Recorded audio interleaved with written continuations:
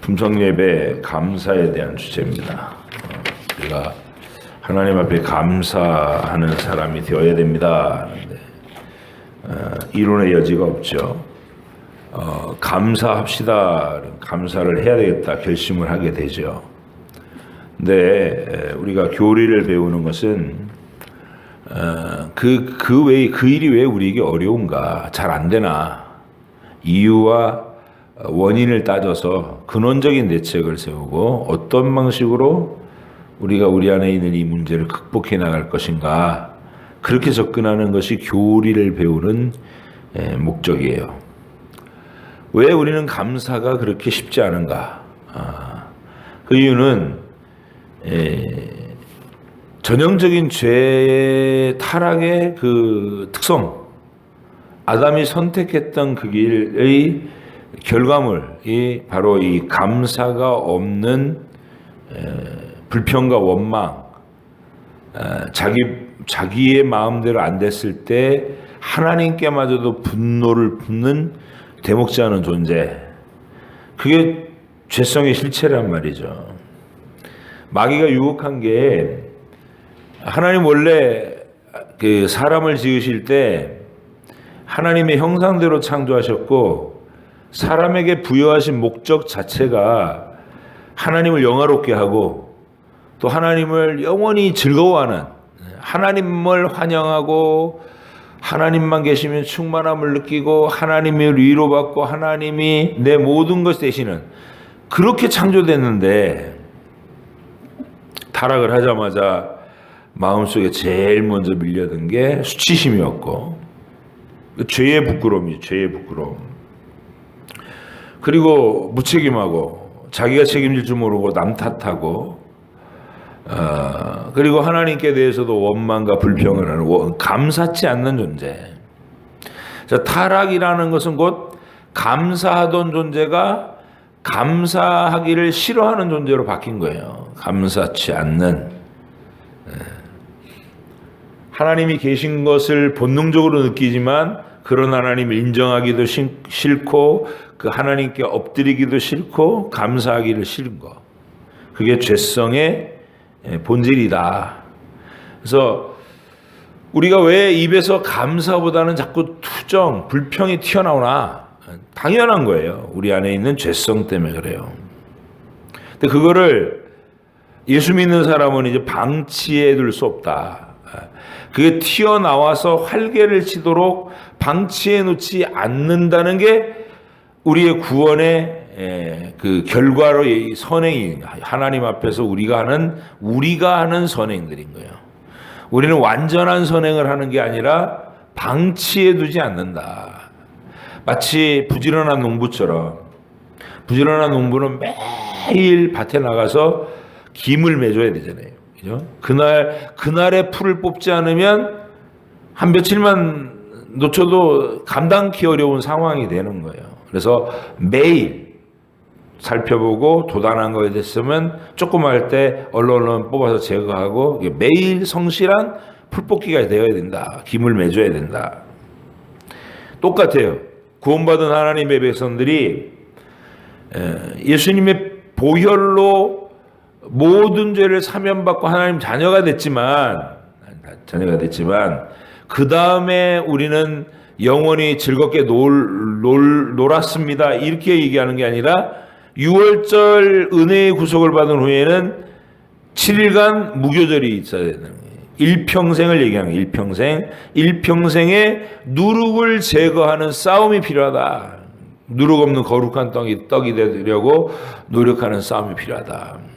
그때 그 싸움을 뭘로 하느냐? 감사치 않는 존재가 돼버린 나를, 불평하는 입술, 원망하는 입술, 남 탓하는 입술을 꼬매버리고 하나님께 감사하고 하나님께 대해서 반응할 줄 아는 그런 인간으로 나를 계속해서 매일매일 세워야 된다. 그 자리에 흐트러지면 또 세우고 틀어지면 또 세우고 해서 우리의 싸움이 이 땅에서 자랑 삼고 하나님 없는 행복을 추구하는 삶은 내버리고 하나님이 나의 최고의 목적이 되시고 나의 위로가 되시고 소망이 되시고 기쁨이 되시고 만족이 되시는 하나님만이 나의 전부이십니다라는 고백이 온전하게 되는 그날까지 부지런히 그 방향으로 걸어가자는 거. 그게 감사하는 인간입니다. 감사하는 인간. 처음에 창조될 때는 감사하는 존재였어요. 무엇을 누려도 하늘을 봐도 하나님께 감사하고 땅을 봐도 하나님께 감사하고 온 우주와 만물을 우리에게 부여하시고 우리에게 다스리게 하시는 그 하나님의 사랑에 대해서 감사할 것밖에 찬양할 것밖에 없었던 그 존재가 우리란 말이에요. 불평과 원망이 아니라. 그래서 그 원래의 모습을 이제 회복해 나가려고 하는 일평생의 노력이 우리의 감사 생활이다. 무엇 해도 감사할 수 있는 귀한 분들 되시기 바랍니다. 아담이 타락하고 나서 그 첫 증거로 이제 아벨과 가인이 신자와 불신자의 대표로 딱 기록이 되죠. 다른 아들들도 있었을 텐데 불신앙의 대표는 가인으로 드러났고 신앙 고백의 대표는 아벨로 드러난 거예요. 그런데 이들이 삶을 나란히 경영하고 있을 때 이 가인이 아벨을 극도로 미워하더라. 얼만큼? 죽이고 싶어 할 만큼 미워하더라. 이유는 그가 하나님을 자꾸 생각나게 하는 거예요. 하나님의 심판과 하나님의 간섭과 하나님의 두려운 개입과 이런 거를 자꾸 떠드니까 얘기하니까 신경이 거슬리는 거예요. 세상이 왜 교회를 미워하고 성도를 미워하느냐면 우리가 자꾸 하나님을 떠오르게 하고 그분의 심판을 떠올리게 한다는 거예요. 물론 예수 믿으면 영접해주고 하나님 자녀 삼아줍니다. 좋은 소식을 전하지만 마음에 두기를 싫은 성령이 거듭나게 하지 않은 사람의 마음은 그 얘기가 좋게 들릴 리가 없는 거예요. 하나님을 마음에 두기 싫어하니까. 그런 사람들에게 우리는 이를 가는 증오의 대상이 되는 거예요. 또 그 사람들이 가끔 교회도 나와서 어린 시절에 교회 생활을 했어요. 그때 부정적인 것도 많이 본 거예요. 자기들 나름대로.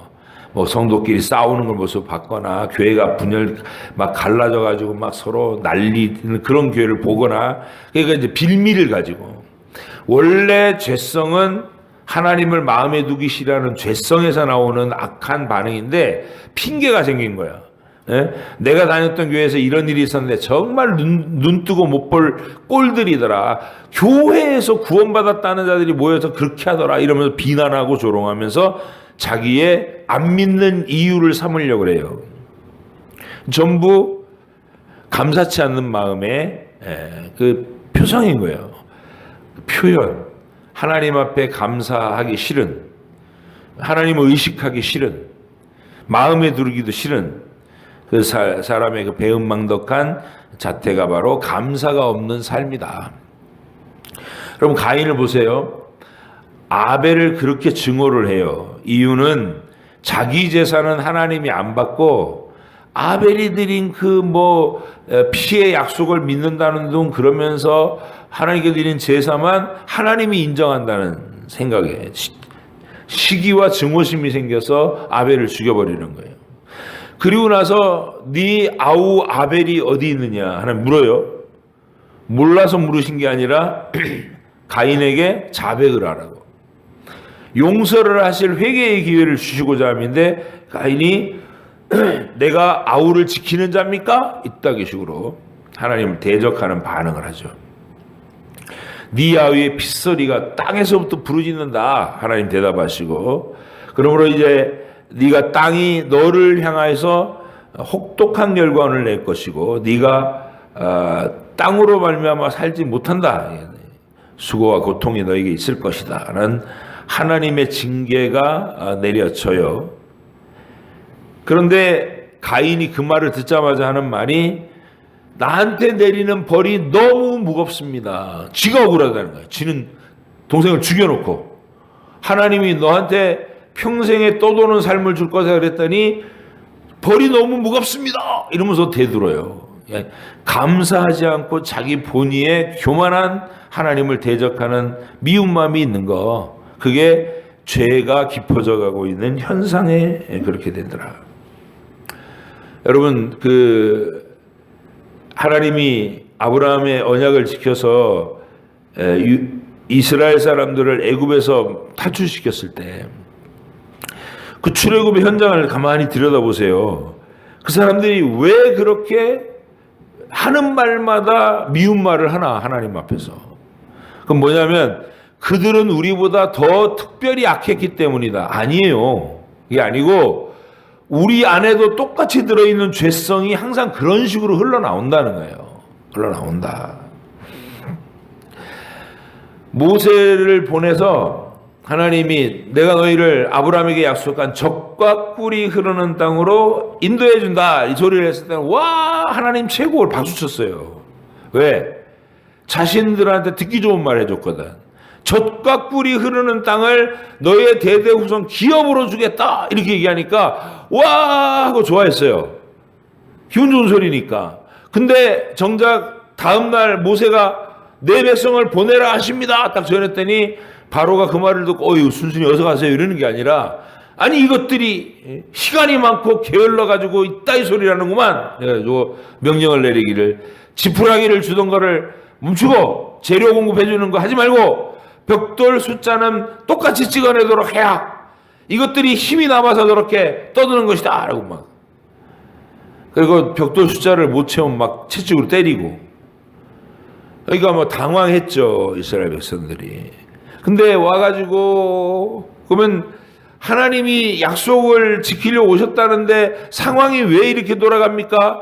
하나님 지금 어떻게 하고 계시는 겁니까? 기도를 해야 되는데 이들이 와가지고 모세한테 이렇게 얘기하는 거예요. 왜 괜히 가만히 있는데 와서 그런 소리 해가지고 바로를 격동시켜가지고 우리를 더 힘들게 하냐고. 순식간에 원망과 불평을 하는 것이죠. 그게 죄성이에요. 감사할 줄 모르고 하나님의 뜻이 어떻게 펼쳐질지 신중하게 관찰하는 일은 안 하고 자기가 생각했던 편안한 삶이 펼쳐지지 않고 지금 고생스럽고 귀찮은 일이 발생했다. 너무 힘든 일이 발생했다. 이거예요. 그러니까 막 짜증을 내는 거죠. 죄의 DNA입니다. 감사하지 않는 것은 죄의 증상이다. 감사가 잘 되지 않고 자꾸 원망이 튀어나오는 것은 내 안에 죄성이 자꾸 튀어나오는 것이다. 그걸 우리가 해야 될 일은 뭐냐면 그런 게 튀어나오는 게 이상한 건 아니에요. 자연스러운 거고 당연한 건데 우리가 거기서 그걸 또 당연시하고 이렇게 그렇게 되도록 내버려 두면 같이 떠내려가는 거예요. 죄악 속에서.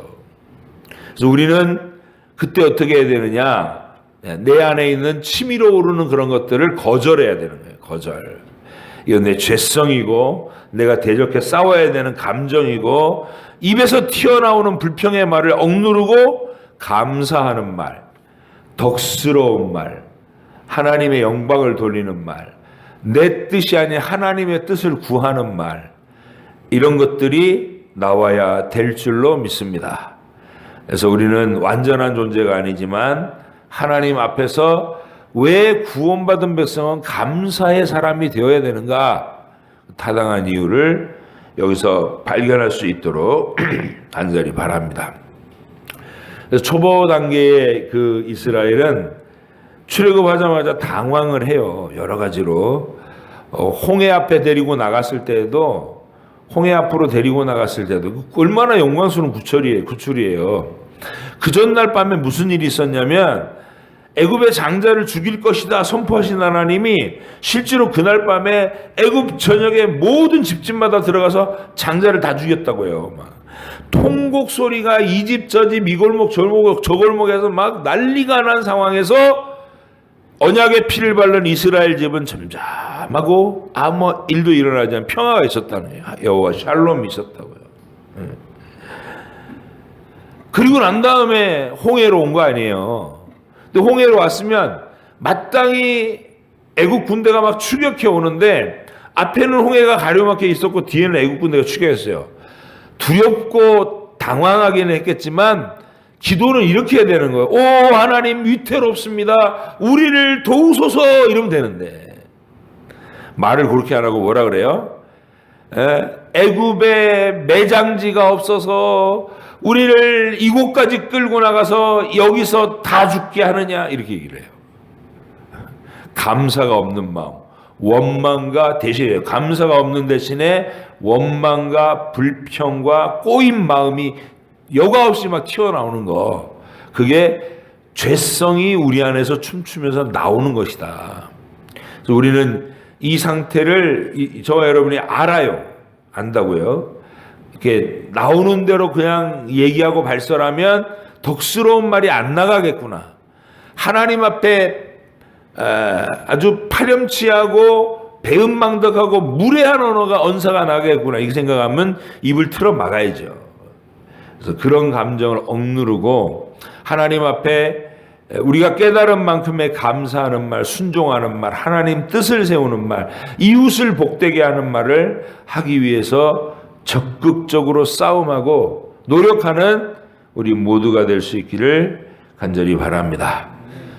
이제 그게 초보 단계의 강야 생활에 건건마다 보여주던 이스라엘의 모습이었어요. 감사하는 대신 원망하는 거. 양식 떨어졌을 때에도 한 달 보름 만에 양식 떨어졌어요. 한 달 보름, 45일 정도 지나니까 길에서 먹으려고 가져왔던 이제 짐승, 비상식량이 떨어진 거예요. 그리고 막막한 광야, 애국으로 돌아갈 수도 없어요. 그러니까 바로 하나님 우리를 여기까지 데리고 나오셨는데 먹을 게 없네요. 어떻게 하실 겁니까? 물어야 되잖아요. 예? 하나님 우리 먹을 거 어떻게 공급해 주실 거예요? 약속하셨는데 그 약속 어떻게 된다? 이렇게 말하면 되는데 그때도 꼭 한다는 말이 애굽에 매장지가 없어서 우리를 여기까지 끌고 나와서 목말라 죽게 하냐고, 양식이 없어서 줄여 죽게 하냐고 계속 말을 그렇게 했어요. 감사하는 마음이 없는 거 죄성의 전형적인 증상이다. 그래서 저 여러분들의 그 감사를 이제는 신앙 고백적으로 나타낼 수 있도록, 본질적으로 나타낼 수 있도록 우리는 감사해야 되는 이유는 하나님의 피조물로서 또 구원받은 백성으로서 마땅히 감사하고, 하나님이 어떤 상황 속에 나도 그분을 신뢰하고 그분이 나에게 주시려는 건 결코 헛되거나 해로운 것이 아니라 우리 영혼을 복되게 하실 모든 것으로 예비하신다는 것을 철저하게 지식으로 신뢰하고 감정으로 의지하고 결단을 내려 거기 거하는 거예요. 이 신뢰 속에 내가 거하겠다. 불평하는 입술을 내가 잠궈버리겠다. 꼬매버리겠다. 그런 결심이 우리 속에 있는 하나님의 귀한 고백자들로 살아갈 수 있기를 간절히 바랍니다. 시편 3편에 보면 다윗이 압살롬에게 쫓겨날 때 지은 시라고 되어 있어요. 근데 시편 3편은 아들에게 배신을 당하고 아들에게 반역을 당하는 쓰라린 아비면서도 다윗이 하나님의 도우심을 확신하면서 신뢰 속에 거하는 노래를 해요. 천만이 내 옆에서 쓰러져도 내가 두려워하지 않겠다 이렇게 얘기하면서 상황을 부정적으로 보지 않고 하나님의 개입하시는 신실한 보호의 현장으로 느끼는 거예요. 그래서 언제나 시선이 항상 긍정적이고 소망스럽고 감사하고 찬양하고, 이게 다윗의 세계관인 거예요. 이거는 그냥 내 감정이 흘러가는 대로 두면 절대로 못하는 거예요.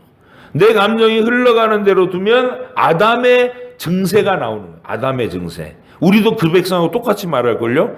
아주 반맛없게 우리를 애굽에서 대장지가 없어서 광야까지 데리고 나가서 여기서 다 굶어서 자빠지게 만들었냐고 이런 식으로 대먹지 않게 얘기한단 말이에요. 우리 마음이. 예쁘게 말하는 법, 그거는 성령께 의지해야만 되는 거예요.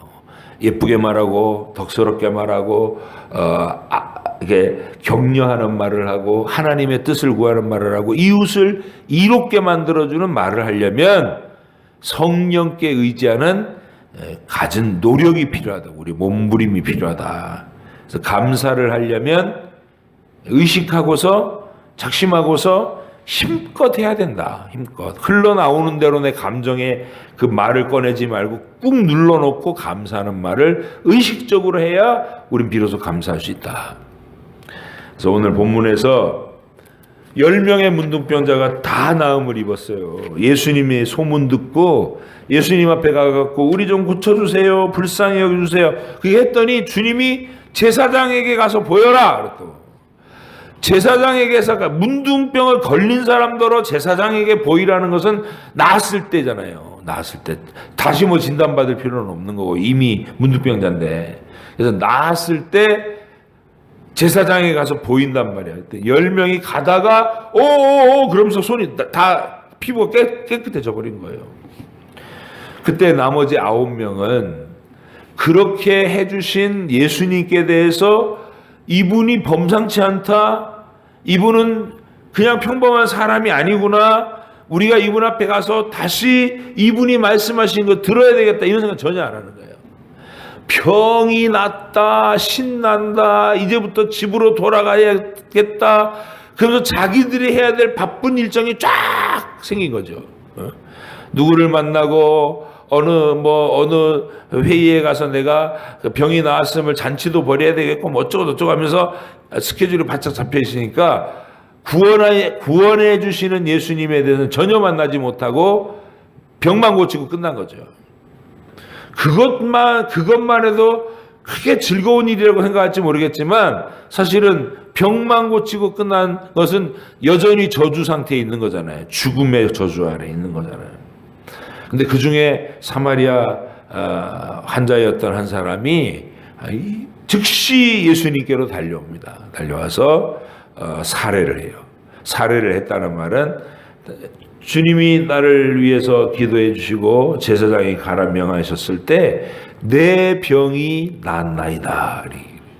그때 우리 주님이 병 나은 것보다 더 중요한 네 영혼이 문둥병과 같은 참혹한 죄의 증상에서 온전히 해방되거라 하면서 그리스도인 자신을 소개하신다고요.